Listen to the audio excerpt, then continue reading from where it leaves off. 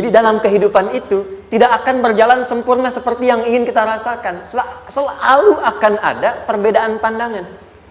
Ya, bahkan dalam kehidupan rumah tangga saja, ya maaf ya, Anda misalnya seorang istri mau ke sini saja mungkin masih bisa beda pandangan warna apa untuk jilbab yang dipakai.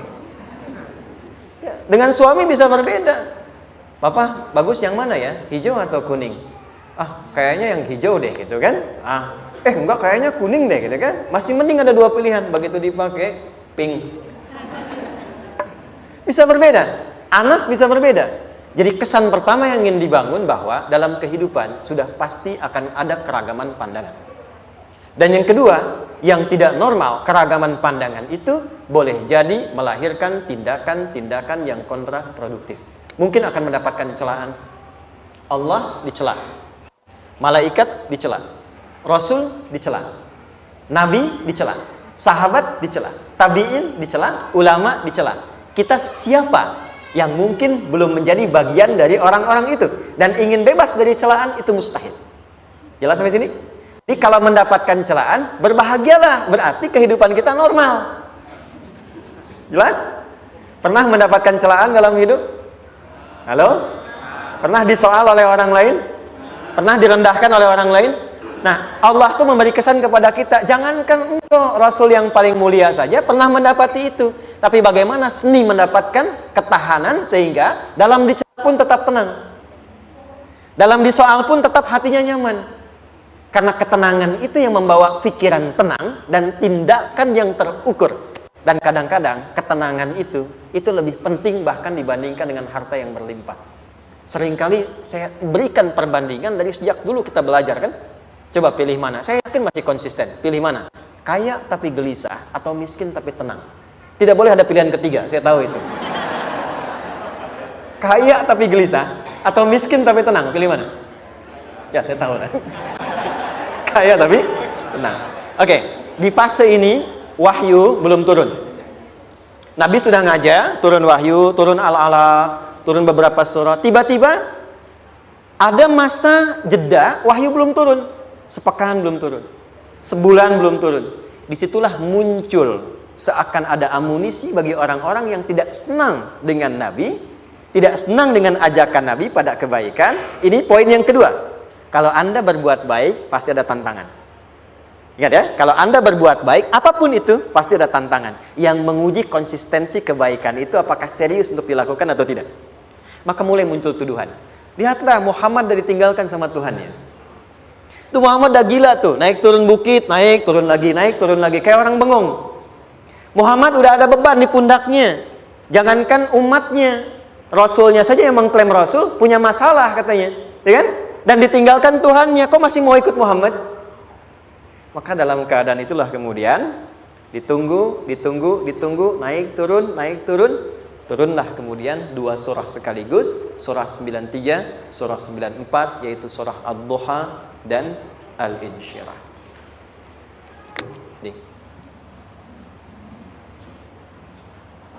Oke. Ini materinya dahsyat ya. Penting sekali, saking pentingnya ini cepat habis tuh. Sekali lagi. Jazakallah khair. Ya, kelihatan ya. Baik, yuk pelan-pelan. Jadi turunnya surah Ad-Duha dan surah Al-Insyirah, hikmahnya satu atau fungsinya satu, memberikan petunjuk bagaimana mengatasi satu persoalan sesulit apapun, tapi masih dapat menghadapinya dengan keadaan yang tenang. Satu surah ini atau dua surah ini diturunkan untuk membimbing setiap hamba menuju kepada ketenangan hati. Dua, membangun kekuatan mental sehingga dalam situasi apapun dia tetap kuat mengatasi berbagai persoalan kehidupan. Nanti terapannya banyak, di bisnis ada. Nanti saya turunkan contohnya. Kadang-kadang ikut tender, sudah bagus, sudah menang, tapi proyeknya diambil orang. Ada yang begitu? Nanti ada ayatnya, ada. Nanti kita turunkan. Udah siap-siap, kan? Pengen melamar, ternyata keduluan orang, gitu kan? Udah siap-siap, pengen dapat ini, mau lulus, ternyata nilainya nggak seperti yang diharapkan. Muncul, ada, selalu ada demikian. Nanti kompleksitasnya banyak. Tapi dua surah ini kalau kita bisa kuasai artinya dengan baik, pahami dengan benar, maka akan ada sesuatu yang beda yang terasa dalam jiwa kita dan kesiapan mengatasi setiap persoalan dalam kehidupan. Yuk kita baca dulu ya supaya dapat keberkahannya dari dua surah ini. Saya bacakan, Anda ikuti ya. A'udzu billahi minasy syaithanir rajim.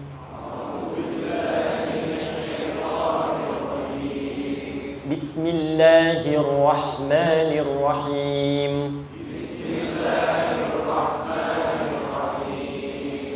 Wadduha والليل إذا سجى ما ودعك ربك وما قلى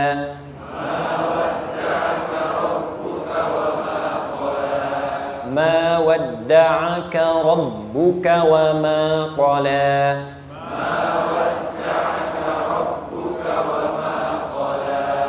وللآخرة خير لك من الأولى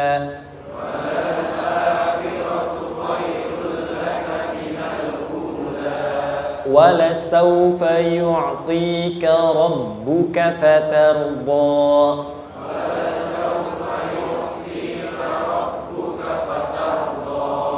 ألم يجدك يتيما فآوى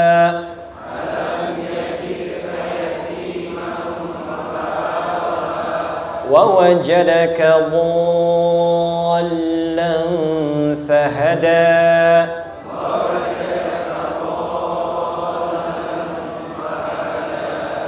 ووجدك عائلا فأغنى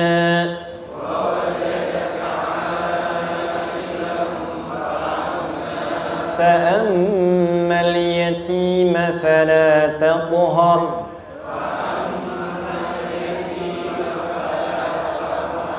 وأما السائل فلا تنهر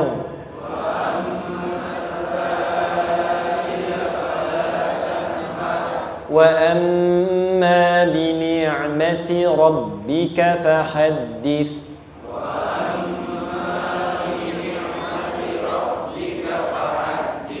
Baik, satu surah dulu, alhamdulillah.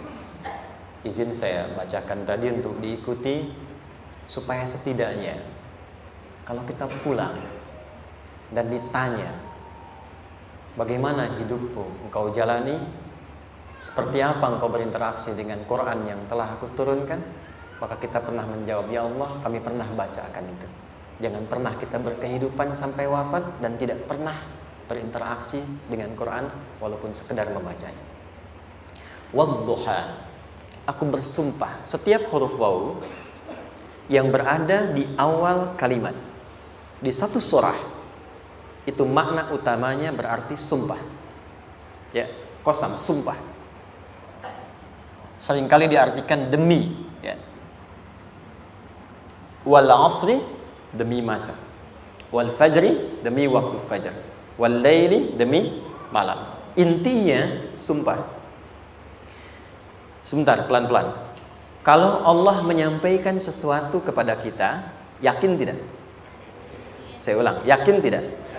Serius? Hah? Kalau yakin, kenapa tidak dilakukan? Ya, itu pertanyaan besar ya.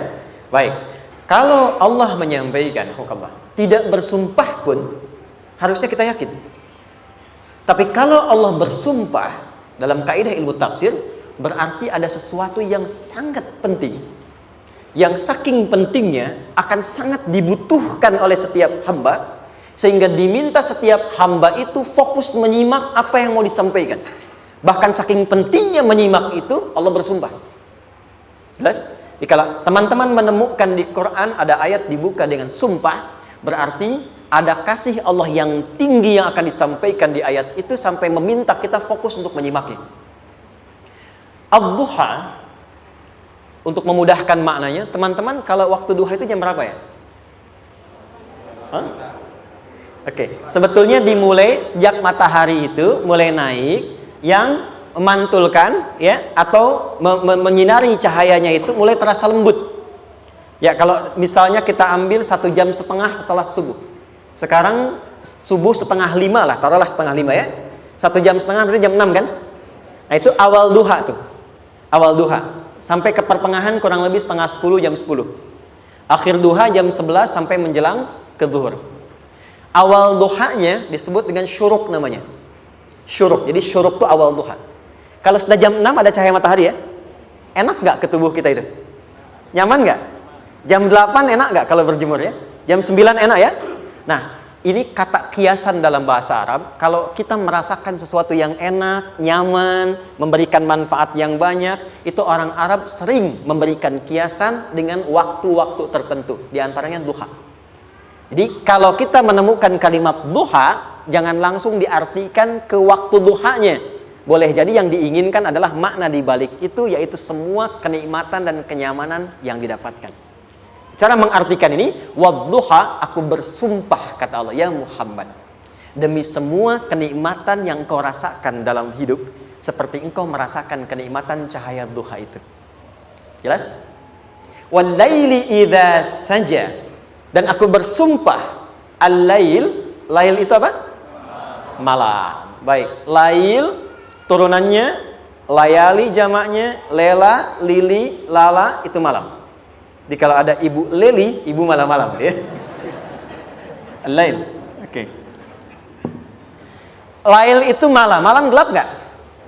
Gelap. Tapi kalau gelapnya gulita, tidak ada cahayanya, gelap betul gitu. Gelap ya. Misalnya sedang kita dapati misalnya satu momentum padam lampu, padam semua, dan pas gerhana misalnya gelap sekali. Nah, itu bahasa Arabnya disebut dengan saja namanya. Ya, saja. Wal laili idza saja. Dan malam apabila telah gulita, zaman Nabi kan nggak ada lampu, ya, belum ada PLN, ya, dan seterusnya. Jadi gelapnya betul-betul gelap. Saya mau tanya sebentar, biasanya kalau situasi gelap itu mudah nggak menemukan benda tertentu? Melangkah mudah atau sulit? Tidak mudah untuk dilakukan kan? Dalam bahasa Arab, kalau kita ingin mengungkapkan satu kegamangan yang luar biasa, sampai kita merasakan gelap dan sulit melangkah. Bukan hanya karena nggak ada cahaya, mungkin karena ada pekerjaan tertentu yang menyulitkan, masalah tertentu yang menyulitkan, sehingga merasa seakan-akan kita tuh gelap. Makan nggak enak, melangkah susah. Pernah nggak merasakan situasi yang saking beratnya satu beban itu seakan-akan makan nggak mau, melangkahnya berat, ada vertigo, kadang-kadang pusing. Pernah merasakan itu? Itu bahasa Arabnya, wal-laili idza saja.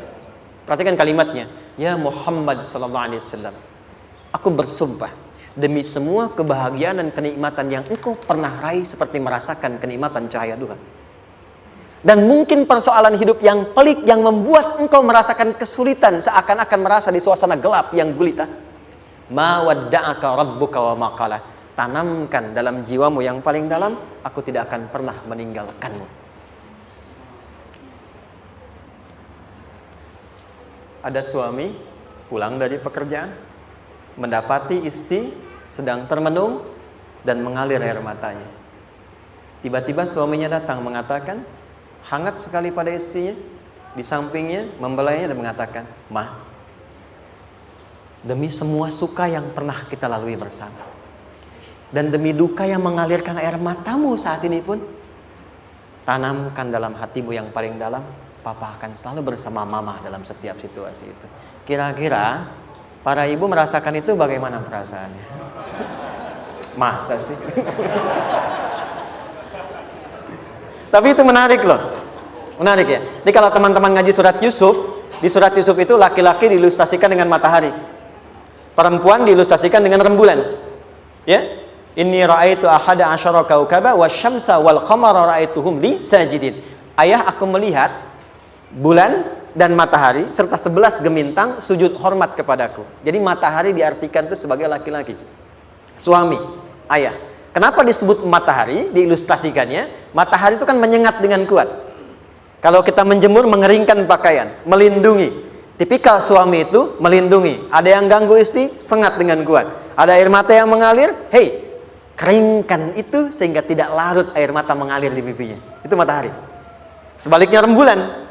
Rembulan itu kan enak dipandang, bukan bulannya ya, bukan bulannya. Kalau bulannya kan desainnya nggak sempurna baik terlihat, tapi cahaya rembulannya.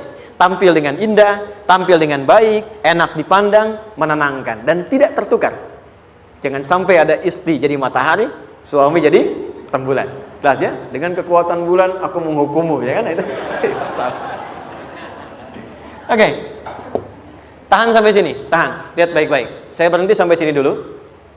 Kalau di Quran ada ayat menyebutkan, tidak spesifik orang yang disebutkan dan kapan kejadiannya, maka peristiwa itu akan terjadi dan dialami oleh kemungkinan generasi berbeda di setiap masa dengan tokoh berbeda tapi perasaan yang serupa.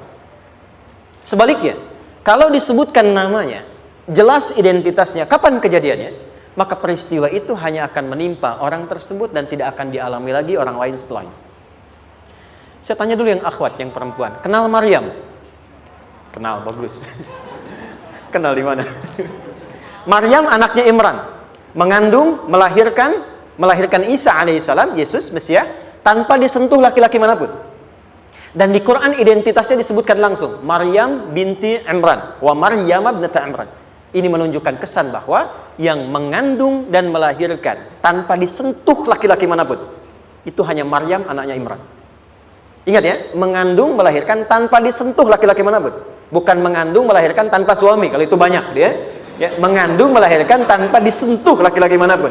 Hanya Maryam binti Imran. Tapi kalau nggak disebutkan siapa orangnya, kapan kejadiannya, tidak detail disebutkan, ini artinya situasi itu akan dialami kembali oleh orang di masa depan dengan generasi yang berbeda tapi substansi yang sama. Pertanyaannya, pernahkah kita mengalami situasi yang sulit sampai seakan merasa gelap? Nah, baik, maka adab yang pertama, jika mengalami situasi seberat apapun dalam berkehidupan, maka dekati Allah Subhanahu wa ta'ala. Ini awalnya, dekati Allah. Apalagi kalau ada yang mengatakan ini nggak mungkin, ini nggak akan terjadi, ini nggak bisa. Kalau sudah ada tanda seperti itu tanda langsung dari Allah supaya Anda diminta langsung mendekat kepada Allah dan tinggalkan semua makhluk. Karena Allah hanya akan mengabulkan langsung kepada Anda tanpa perantara siapapun. Itu yang terjadi pada Nabi Zakaria. Ini nggak mungkin, ini mustahil.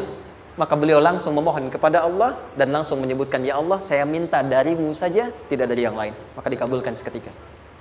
Jadi yang pertama, jika punya kesulitan sebesar apapun, seberat apapun, cepat dekati Allah. Maka di situ akan dijawab langsung oleh Allah, ma wadda'aka rabbuka wa ma qala. Hambaku, sepanjang engkau mendekat kepadaku, maka yakinkan dalam dirimu, situasi apapun yang kau rasakan, aku tidak akan pernah meninggalkanmu. Sudah? Satu? Paham sampai sini? Oke. Pelan-pelan ya. Saya belum bicara caranya. Saya baru bicara di awal motivasinya. Dekati Allah dulu, nanti caranya didetilkan di surah Al-Insyirah. Teruskan. Ma wadda'aka rabbuka wa ma qala. Walal akhiratu khairul laka minal. Perhatikan.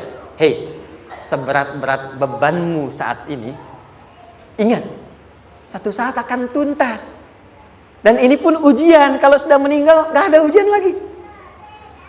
Dan nanti kehidupan yang sekarang, apapun yang kau pertentangkan, perdebatkan, perselisihkan, itu semua akan ditinggalkan. Jadi ternyata Allah mengungkap hakikat kehidupan dunia. Apapun yang diperselisihkan, tuh unik ya. Orang berselisih pada yang akan ditinggalkan. Aneh nggak? Ada orang berebut makanan, kan? Rebutan sampai berkelahi dan sebagainya. Pada akhirnya makanan yang diperebutkan itu pun akan ditinggalkan. Yang ini meninggal, itu meninggal. Jadi memperebutkan sesuatu yang pada akhirnya akan berakhir.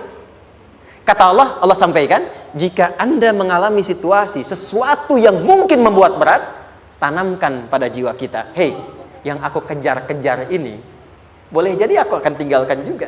Kenapa aku harus menangisi dan larut pada sesuatu yang tidak abadi? Maka Allah hibur kita dengan mengatakan, kamu tenangkan diri dulu. Semua yang kamu pikirkan sampai membuat kamu berat begini, pada akhirnya kamu tinggalkan. Dan yang abadi itu akhirat. Walal akhiratu khairul laka minal.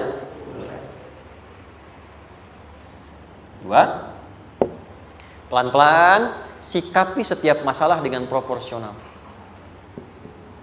Jangan terlalu larut dalam sesuatu. Dapat job satu, pengen, udah siap, kontraknya besar, tiba-tiba hilang. Dipikirin, Anda mikirkan itu pun nggak akan balik. Proporsional aja dulu. Ya, nanti caranya akan turun nanti di alim syirah. Tenangkan diri dulu. Prasangka baik kepada Allah Subhanahu wa taala. Boleh jadi apa yang Allah ingin berikan sebagai pendahuluan sekarang belum sampai kepada kita karena Allah menyiapkan yang lebih baik di balik itu. Kita belum tahu ada apa di balik itu sehingga kita tidak dapatkan itu. Sehingga kemudian Allah katakan walal akhiratu khairul laka minal ula. Teruskan wala saufa yu'tika rabbuka. Pelan-pelan. Orang yang punya sikap seperti ini itu cenderung lebih dekat mendapatkan ridha Allah dibandingkan dengan orang-orang yang larut dalam kesulitan. Orang yang move on dengan setiap persoalan dalam kehidupan, cepat berpikir secara proporsional, tidak menggantungkan hidupnya pada persoalan tertentu sehingga membuat dia menjadi beban, itu lebih mendekatkan dirinya kepada ridha Allah dibandingkan dengan orang yang meratapi persoalan hidupnya. Ya. Pelan-pelan. Jadi spiritnya, kalau punya masalah apapun, jangan dilarutin terus. Gak usah diratapi, cepat move on. Berpikir lagi, rencanakan lagi. Nanti, detailnya ada di Al Insyirah. Tapi poin besarnya, janji Allah mengatakan, kalau Anda bisa move on, proporsional, maka yang dijanjikan oleh Allah, di situ Allah percepat datangnya ridha Allah Subhanahu wa ta'ala. Kalau ridha Allah sudah datang, maka akan dua yang diberikan. Pertama kali, ketenangan di dalam jiwa. Dan yang kedua, kemampuan untuk berikhtiar lebih baik mencapai apa yang diinginkan. Satu, kalau ridha Allah sudah diberikan pada seorang hamba, yang pertama diberikan ketenangan dalam jiwa. Bukan dunianya dulu. Bukan apa yang Anda ingin harapkan dulu. Pengen sesuatu, ya, pengen materi, pengen kedudukan, pengen lulus anaknya ujian, ya kan? Tiba-tiba terjadi sesuatu, diratapin, alih-alih meratap, alih-alih membuat status, alih-alih menyulitkan diri, kata Allah, terima dulu proporsional. Setelah itu dekatkan diri kepada Allah, turun ridha Allah, begitu turun yang pertama diberikan ketenangan kepada hati. Tenang dulu. Kalau sudah tenang, nanti dibimbing menyelesaikan apa yang sedang dihadapi itu. Itu poin yang ketiga. Pelan-pelan. 4. Kita masuk ke detail sekarang. Perhatikan baik-baik. Ini yang paling menarik. Alam yajidka yatiman fa'awa. Muhammad SAW, bukankah dulu engkau yatim? Punya banyak masalah? Aku selesaikan juga. Ayahmu meninggal sebelum lahir, ada ibu. Ibu meninggal, ada kakek. Kakek meninggal, ada paman. Ya kan? Ada teman yang menemani Sayyidah Khadijah. Teman yang setia. Semua kebutuhan tersedia. Artinya Pak, perhatikan baik-baik. Kalau Anda punya masalah sekarang, jangan sampai melupakan yang dulu-dulu pun pernah tuntas Allah selesaikan. Jadi kalau sekarang sedang punya persoalan, jangan sampai satu masalah ini membuat Anda kehilangan harapan dan kehidupan. Sementara Anda sadar, dulu pun banyak masalah kok selesai juga. Kenapa dengan yang satu ini kita harus jatuh? Sekarang usia berapa? 20, 30, 40, 50. Sekarang usia 50 tahun, ada masalah, baru 5 menit datang sudah merasa jatuh. Yang 50 tahun ke belakang yang banyak selesai itu kita nilai atau tidak? Maka kata Allah, seperti yang dulu pernah aku selesaikan ribuan masalah itu, yang sekarang pun mudah aku tuntaskan. Jelas? Nah, secara psikologi, orang-orang yang selalu bertindak seperti itu akan selalu punya harapan lebih tinggi untuk menyelesaikan persoalannya. Jadi kalau sedang punya masalah, pikirkan yang dulu juga selesai, masa yang sekarang nggak selesai. Itu prinsipnya. Secara psikologis demikian. Jelas ya? Oke. Wa wajadaka dhallan fahada. Muhammad, dulu engkau pernah mengalami melihat masyarakat banyak berbuat yang tidak baik, aku berikan petunjuk. Kuncinya fahada di situ. Orang yang punya motivasi kuat dan keyakinan untuk bisa menyelesaikan persoalannya, maka dia akan lebih cepat mendapatkan petunjuk Allah untuk mendapatkan solusi terbaik. Ada sini. Saya agak cepat ya, mohon izin. Wa wajadaka 'ailan fa'aghna. Bahkan, maaf, bukan sekedar selesai, kalau perlu saya bikin kaya, kata Allah. Aghna itu kalau ilmunya luas. Kalau harta, hartanya banyak.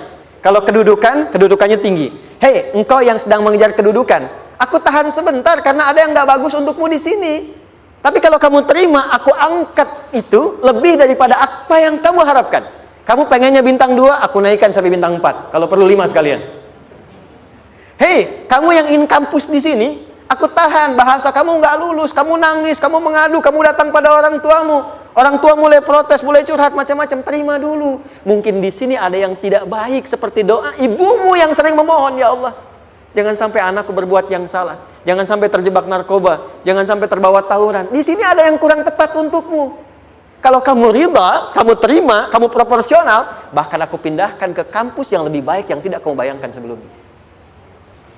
Di orang-orang yang selalu menerima apa yang Allah ujikan dan ridha dengan itu, maka Allah akan angkat derajatnya bahkan melebihi ekspektasi dirinya. Paham? Kalau sudah seperti itu, maka lihat ujung ayatnya. Lihat ujung ayatnya. Fa'ammal yatima fala taqhar. Hei, maka jangan pelit berbagi kepada orang lain. Share. Kalau sudah sukses, share. Berbagi, bukan hanya materi, bagi ilmunya, ya, bagi kebahagiaannya. Wa ammas sa'ila fala tanhar. Jangan sampai nunggu orang minta. Kalau lihat ada kawan yang butuh, sekarang Anda sukses. Tapi boleh jadi kesuksesan Anda itu tangganya dari teman-teman Anda. Kalau sudah teraih ke atas, lihat lagi anak tangganya ke bawah. Ajak teman, jangan ditunggu minta. Ajak, bawa dia, berikan peluang. Jangan sampai dia minta, apalagi Anda bentak-bentak. Aku kan yang dulu bantu kamu. Jangan sampai keluar kata-kata itu. Kamu bisa naik di atas karena aku kan yang dulu bantu kamu. Kamu bisa jadi pemeran utama karena aku yang rekomendasikan. Karena aku yang dorong kamu, misal. Jangan sampai keluar kata-kata itu. Apalagi langsung keluar, tidak. Ini karena ilmuku saja misalnya. Kalau itu bisa dilakukan dengan baik. Lihat ujungnya. Wa amma bi ni'mati rabbika fahaddits. Maka semua nikmat yang dirasakan akan mudah untuk diimplementasikan dan disyukuri. Jadi semua nikmat itu bukan cuma dirasakan. Jadi membagi semua nikmat itu adalah rasa terbaik untuk menikmatinya. Maaf ya. Anda kalau punya makanan, dimakan sendiri. Dengan dibagi sama-sama, kira-kira rasa nyamannya yang pertama atau yang kedua? Kedua. Makan sendiri, enaknya sendiri kan? Tapi ketika ada teman berbagi dan tahu, oh enak ya, nyaman ya, ada kebahagiaan, ada ngobrol, ada tertawa, ada kebersamaan, itulah inti nikmat yang sesungguhnya. Wa amma bi ni'mati rabbika. Ternyata masalah yang diberikan bukan ingin memberikan beban, tapi ujungnya, endingnya supaya Anda bisa mendapatkan nikmat berkualitas yang bisa dibagi. Lihat surat Ad-Duha itu jangan cuma lihat awalnya, lihat ujungnya. Ternyata ketika seseorang mendapat masalah seberat apapun, itu bukan ingin membebani, tapi ingin meningkatkan kualitas hidupnya supaya mendapatkan nikmat yang lebih besar dan merasakan nikmatnya itu dengan berbagi. Itu poinnya.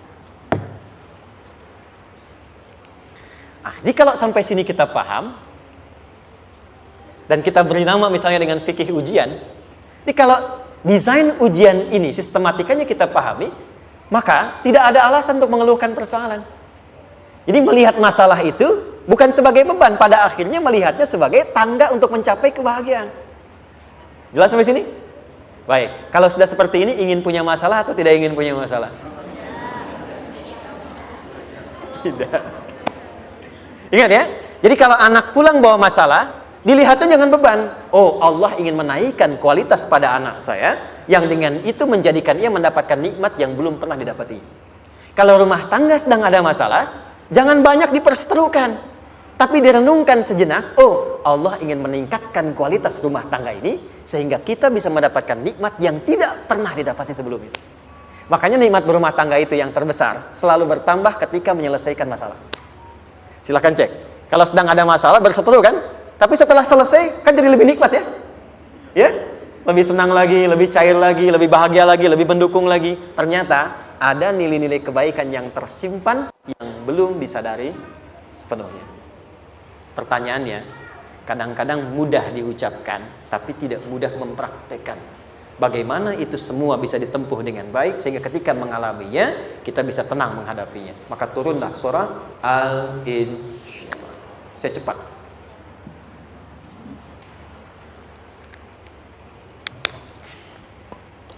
Teman-teman, ini apa?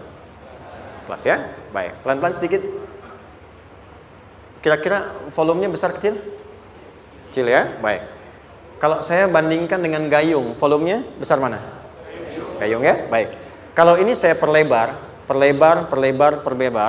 sehingga bisa memasukkan apapun ke dalamnya, itu bahasa Arabnya disebut dengan insyirah namanya. Jelas? Meluaskan sesuatu sehingga terlihat lapang, sehingga memudahkan setiap hal masuk ke dalamnya. Itu insyirah namanya. Surah ini diberi nama dengan surah Al-Insyirah, yang berarti sesuatu yang lapang, yang tenang, yang nyaman. Yang diharapkan dengan keadaan hati yang lapang, nyaman, tenang itu, segala persoalan yang dihadapi dalam kehidupan akan mudah diterima dan tidak berdampak besar dalam menyikapinya. Maka bagaimana kemudian Allah memberikan turunan-turunan petunjuk supaya apa yang diharapkan ini bisa tercapai? Satu, izin mengilustrasikan. Saya kasih cerita sebentar. Ada seorang anak muda, kisah ini sangat viral, hampir setiap kita bisa mendapatinya. Datang kepada seorang kakek tua di sisi danau yang jernih sekali airnya. Dia berkeluh kesah tentang persoalannya. Dia katakan, saya punya masalah begini. Berat sekali terasanya. Kakek itu kemudian permisi, dia hanya membawa 2 genggam garam. Kemudian beliau bawa 1 gelas, ilustrasinya seperti ini. Dimasukkanlah kemudian garam itu ke gelas itu. Lalu diambil 1 gelas air yang jernih tadi dengan garam segenggam. Kata beliau, minum. Pemuda itu mengatakan, wah asin, minum aja dulu. Lalu ketika diminum, langsung ditumpahkan. Dia muntahkan, asin katanya. Lalu setelah itu kakek yang tadi melepaskan segenggam sisanya, dilempar ke danau tadi yang luas. Lalu diambil lagi dengan gelas yang sama. Sekarang minum. Bagaimana rasanya? Segar, enak, nyaman. Itulah hatimu. Kalau hatimu sempit sesempit gelas ini, maka masalah sekecil apapun akan selalu menghadirkan kesulitan seperti engkau menelan garam tadi. Tapi kalau hatimu luas, sebesar apapun masalah, tidak akan pernah berdampak pada dirimu kecuali engkau mampu menyusun rencana untuk mengatasinya. Kelapangan hati yang membuat diri kita mampu menerima persoalan apapun, itu yang disebut dengan insyirah. Makanya dulu tahun 90-an ada sinetron Hati Seluas Samudra gitu ya. Saya pernah tahu itu. Sama anaknya diapa-apain juga, masih aja ya menerima gitu. Dulu siapa ya? Jeremy Thomas dan lain-lain ya. Saya kira ada itu. Ya, saya kira itu ya. Saya pernah lihat sejenak ya. Saya jarang-jarang nonton gitu. Pernah lihat aja. Saya senang riset. Jadi kalau riset itu ada riset dakwah, ada riset materi.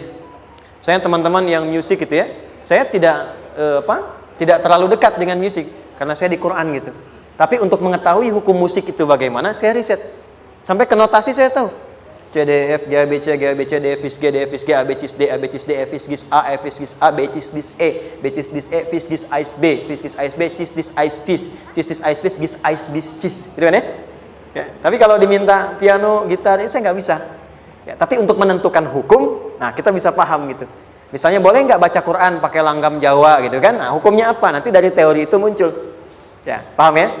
Nah, oke, balik sini. Perhatikan baik-baik. 1, saya agak cepat. Ini ditafsir langsung turun Al-Insyirah. Yang pertama, alam nashrah laka sadrak wa wada'na anka wizrak allazi qadha dhahrak. Tahan sampai sini dulu, 3 ayat. Saya mulai dari ayat kedua dan ketiga. Perhatikan baik-baik. Wa wada'na anka wizrak allazi anqadha dhahrak. Artinya apa? Artinya satu beban yang diletakkan di pundak yang berpengaruh kepada semua bagian tubuh. Kita pernah melakukan atau melihat yang angkat beban ya? Beban kan semakin berat diangkat, semakin terasa ke bagian tubuh ya, ke semuanya. Nah, itu namanya wizrak alladzi anqadha dhahrak. Beban yang dipikul yang berat sekali sampai semua merasa. Makanya jadi satu ungkapan dengan mengatakan dia sedang memikul beban yang sangat berat. Sampai kepalanya pusing, tidur nggak nyaman, miring kanan, miring kiri. Itu namanya ya alladzi anqadha dhahrak. 1. Saya percepat, akan ada satu masa dalam hidup setiap hamba merasakan satu persoalan yang seakan-akan beban berat yang dipikul sampai merasa kesulitan dari ujung kepala sampai ujung kaki. Siapapun itu. Jujur ya, setiap kita tanyakan pada diri sendiri. Setiap kita yang ada di sini, saya yakin pasti pernah atau bahkan akan mengalami satu peristiwa yang merasakan beban berat sampai seakan-akan ujung kepala sampai ujung kaki merasakan sakitnya. Ada yang sudah mengalami atau bahkan nanti akan ada yang melalui. Perhatikan baik-baik. Teruskan ayatnya. Wa rafa'na laka. Perhatikan. Kalau ada yang sedang merasakan itu, yakinlah kata Allah, pada saat itu sesungguhnya Allah sedang mengangkat derajatnya dan meningkatkan kualitas hidupnya untuk mencapai sesuatu yang istimewa yang belum pernah diraihnya. Dari sini kita buat persamaan. Ujian. Perhatikan. Berbanding lurus dengan harapan, banding lurus dengan solusi nanti pada akhirnya. Fokus. Lulus di sini, insya Allah setiap persoalan akan lebih mudah untuk diatasi. Ujian, seberat apapun yang sedang kita alami, tidak akan pernah diberikan kepada kita oleh Allah, kecuali ternyata hikmahnya untuk mengabulkan harapan-harapan besar yang sebetulnya kita mintakan. Jujur ya, setiap kita kan sering punya permohonan ya, sering berdoa ya. Ya Allah minta ini, minta itu, minta ini, minta itu, gitu kan? Nah, cara Allah mengabulkan harapan kita itu, yang pertama, jalurnya lewat ujian. Karena semua kesuksesan itu, desain dasarnya adalah melewati ujian. Coba, anak-anak kita yang sedang sekolah itu, apa mungkin diwisuda dengan penuh kebahagiaan kalau nggak mengalami ujian? Lewat ujian dulu kan? Dia belajar dulu, ujian dulu, ngatasin soal dulu, lulus, baru wisuda. Apakah mungkin akan dapat IPK 4 yang diharapkan kalau tidak mengalami ujian? Belajar dulu, ya kan? Ada waktu, sempat dia bangun malam, siang, dan seterusnya, belajar, keringat, dan sebagainya, baru bahagia kan? Dan ternyata belajar itu untuk diwisuda. Sebab kalau kita tidak belajar, mustahil dapat wisuda. Kalau tidak lewat ujian, mustahil dapat ijazah. Karena ternyata harapan itu, hukum dasarnya dalam berkehidupan, bisa diraih dengan melewati ujian. Ini poinnya. Jadi mohon, kalau sedang mengalami sebuah peristiwa, dan kita harus menghadapi itu, coba renungkan. Sebetulnya pernah berdoa apa sampai kita mengalami itu, sehingga dengan jalan itulah sebetulnya Allah ingin mengabulkan harapan yang dulu pernah kita mintakan. Jelas? Oke, satu. Yuk turunkan rumus ya pelan-pelan. Quran surah kedua ayat 286. Ini kesini dulu baru nanti kita balik lagi. 2 Al-Baqarah ayat 286. La yukallifullahu nafsan illa usaha. Tahan sampai sini. Lihat baik-baik. Hukum yang pertama. Hukum pertama. Allah tidak mungkin menguji seorang hamba di luar batas kemampuannya. Jadi kaidah yang pertama tadi, kalau kita sedang diuji, sebetulnya ada harapan dan doa yang pernah kita mohonkan dan Allah ingin mengabulkan itu, jalan pertamanya adalah ujian. Tapi adilnya Allah, tidak akan pernah kita diuji kecuali sesuai dengan kemampuan kita. Jadi kalau nggak mampu, nggak mungkin diberikan ujian. Ingat ya, kalau tidak mampu, tidak mungkin diberikan ujian. Artinya harapan yang kita mohonkan pun akan sesuai dengan kemampuan kita. Jadi kalau kita minta sesuatu nggak mungkin bisa menggunakannya, nggak akan dikasih. Nah, balik ke sini untuk memberikan ketenangan kepada hati kita. Kalau sedang menerima persoalan, setelah kita mengatakan, oh ini mungkin ada harapan yang ingin saya dapatkan, jalannya lewat sini. Untuk memberikan ketenangan kepada hati, begitu persoalannya tiba, langsung katakan pada diri kita, saya pasti bisa menjalaninya. Mustahil saya diuji kalau nggak mampu menjalaninya. Itu bahasa singkatnya. Ingat ya? Kalau ingin mudah menyelesaikan persoalan, kata Quran, setiap ada ujian, langsung katakan pada hati kita, insya Allah bisa. Nggak mungkin saya diuji kalau saya nggak sanggup. Jelas?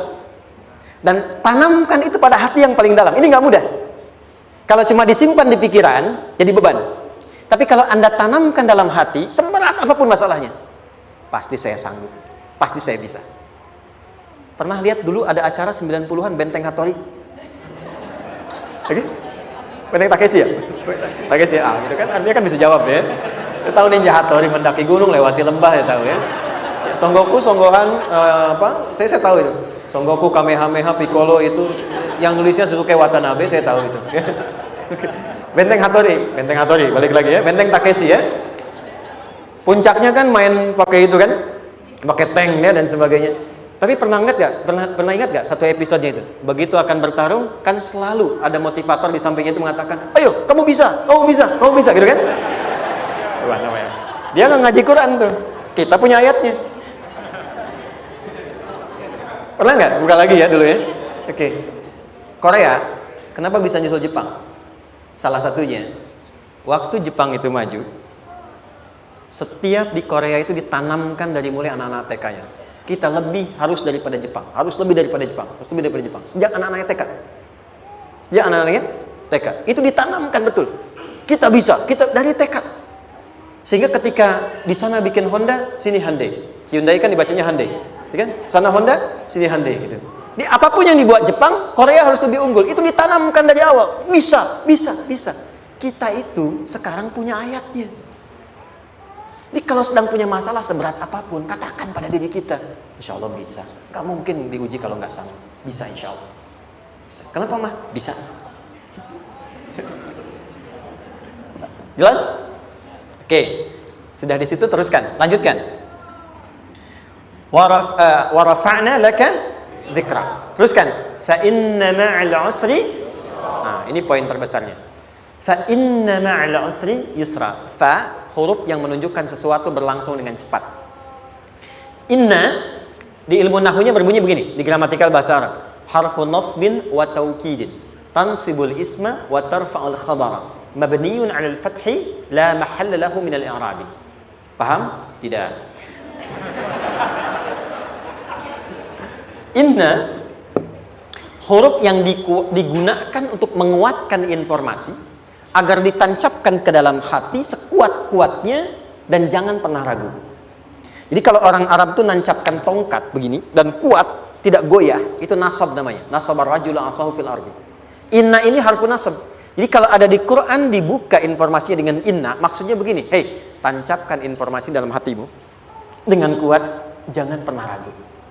Yakinkan pada dirimu. Apa yang harus diyakinkan? Ma'al usri yusra. Inna ma'al usri yusra. Usrun sama dengan yusrun. Lari ke sini. Oke. Apa artinya usrun? Sulit. Oke. Sulit itu ada dua. Ada sa'bun, ada usrun. Kalau kesulitan yang relatif, kata si A sulit, si B mudah, itu sa'bun namanya. Contoh, kata si fulan, bahasa Jepang susah. Padahal kata yang lain tidak. Saya ke Jepang, anak-anak kecil begini bisa bahasa Jepang, gitu kan? Bagi mereka mudah, gitu kan? Saking mudahnya gitu. Kata shiwa, gitu. Anak-anak kecil, bagi mereka mudah, bagi kita belum tentu.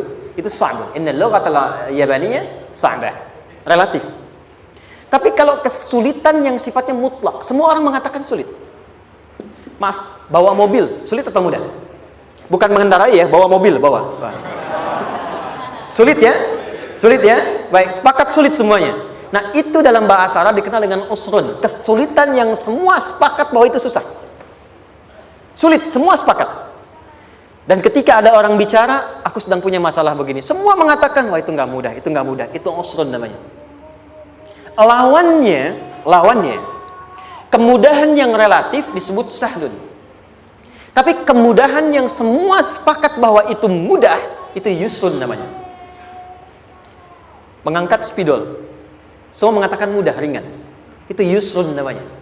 Perhatikan, Allah tidak memasangkan sa'bun dengan sahlun, tapi memasangkan usrun dengan yusrun. Orang-orang yang punya keyakinan kuat, setiap persoalan itu akan selesai. Dan dia mengatakan pada dirinya, aku bisa melewatinya. Maka, perhatikan kalimatnya kata Quran. Inna ma'al usri yusran. Sesulit apapun masalah yang sedang dia alami, maka Allah akan datangkan solusi semudah-mudahnya yang bisa dia nikmati.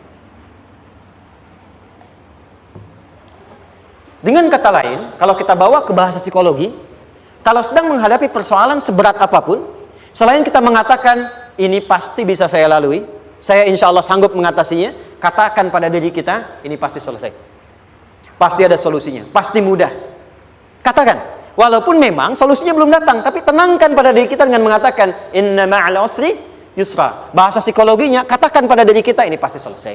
Nggak mungkin nggak selesai, pasti ada solusinya, pasti mudah. Itu lebih memberikan harapan pada diri kita untuk menuntaskan persoalan dibandingkan dengan meratapinya. Jelas? Teruskan. Fa inna ma'al usri. Kalau masih ragu kata Allah, katakan lagi sekali lagi. Sampai hati kita merasa nyaman. Jadi kalau sedang punya persoalan seberat apapun, tanamkan pada diri kita, pasti selesai. Belum nampak, insya Allah pasti selesai. Gak mungkin diuji kalau nggak ada solusi. Itu lebih memberikan harapan. Setelah itu, fa'idha faraghta, mitigasi masalahnya, mitigasi persoalannya. Tuliskan, ini masalahnya apa? Rumah tangga. Apa saja misalnya, dia ada suami, ada istri, ada anak-anak. Masalah ada di mana? Kadang-kadang benangnya jadi kusut karena satu-satu nggak segera diselesaikan. Maka kata Al-Quran, fa'idha faraghta, satu-satu mitigasi dulu. Satu masalah di sini, lihat di suami, lihat di istri. Kalau pekerjaan, masalahnya apa? Sebelum bercabang kemana-mana, petakan. Apakah rekanannya? Apakah relasinya? Apakah kemampuannya? Apakah manajerialnya? Apakah marketingnya? Mitigasi, kotaki semua, selesaikan satu-satu. Setelah itu, apa yang dilakukan? Wa ila rabbika, tawakal sepenuhnya kepada Allah untuk menentukan hasilnya. Tawakal itu yang paling mahal.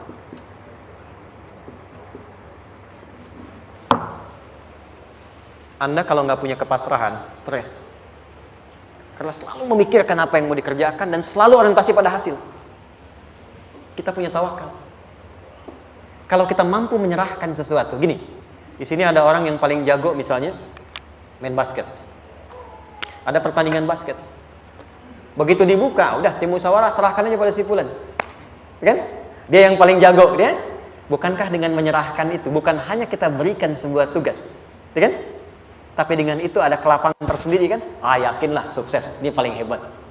Pernah ada perasaan gitu? Sekarang, siapa yang paling mampu menguasai? Siapa yang paling hebat menyelesaikan segala hal?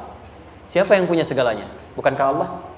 Orang-orang yang punya tingkat tawakal yang tinggi, maka satu, dia akan lebih stabil keadaan mentalnya dan tidak akan pernah gelisah dengan kekecewaan. Nggak ada kecewa. Karena tawakal itu kalau sudah kepasrahan pasti menerima hasil. Kalau sudah tawakal, terserah Allah tetapkan apa saja. Mau dapat sekarang, dapat besok, dapat nanti. Puncak yang paling tinggi, tugasmu hanya berikhtiar semampu yang bisa dilakukan. Selanjutnya, biarkan Allah menetapkan apa yang menjadi bagian dari maslahat kehidupan kita. Saya tutup. Cara Allah menjawab harapan kita ada 3. 1.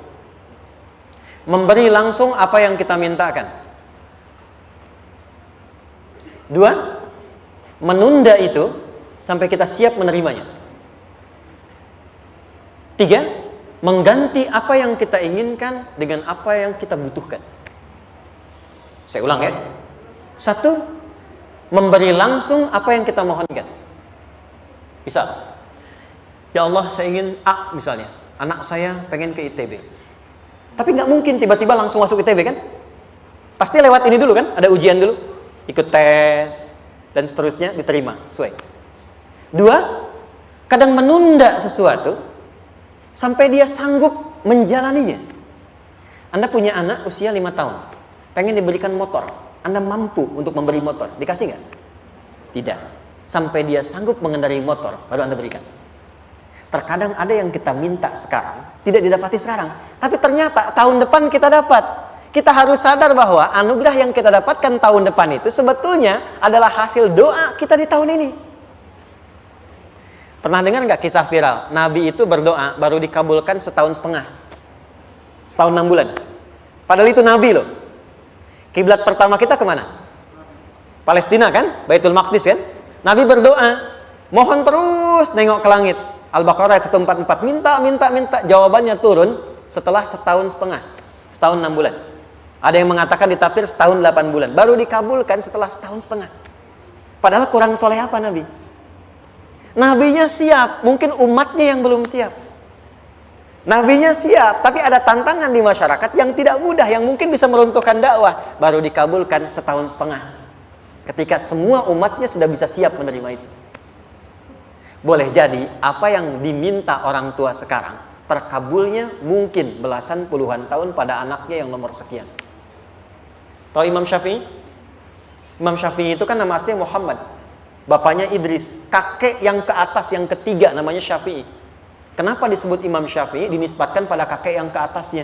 Ternyata kakeknya ini seorang ulama besar, saleh, memohon kepada Allah. Setiap di keturunannya ada yang bisa menggantikan lebih soleh, lebih baik lagi.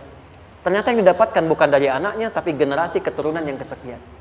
Anda belum sekarang bisa hafal Quran. Misalnya, Anda bermohon, berdoa, boleh jadi yang hafal, mungkin bukan di anak, bisa di cucu, bisa di bagian keluarga yang lain. Maka, terkadang tawakal itu tidak hanya memberikan hasil yang cepat, tapi memberikan keindahan yang terasa tertunda, tapi melengkapi kebahagiaan yang dirasakan. Penutupnya, boleh jadi minta ke ITB, diterimanya di Unpad. Minta motor, dapatnya mobil. Kalau itu senang, luar biasa. Minta mobil, dapatnya motor, gitu kan? Ternyata kadang-kadang di sini yang terakhir, saya tutup, Allah mengabulkan apa yang kita butuhkan, bukan apa yang kita inginkan. Anak Anda sakit, dibawa ke dokter, kata dokter jangan dulu makan jeruk.